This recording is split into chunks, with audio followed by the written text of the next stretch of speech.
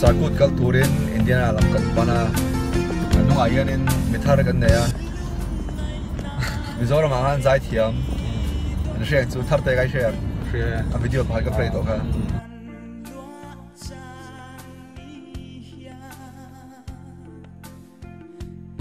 ka phak le ti la sa to kha kami ne halan ding na nga Thartea ni a thiam pa sa mi so Thartea kawmna kan neya Thartea ti alamat tau Thartea kawmna kan nei to na alamat tau zat amat pa hen sang spa kan gom le do te break la sang spa ye Thartea kawmna Thartea lai chu la đi đằng thề rồi nha chú cái gì mà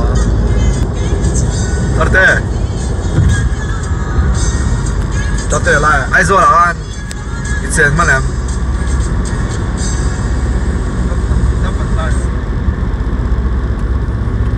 còn mà giá về khen ngày nào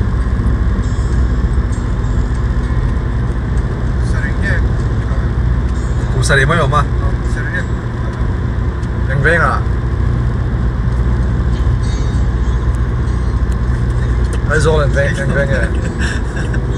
cái tổ lâu nè cái tổ lâu á bazar về à bazar về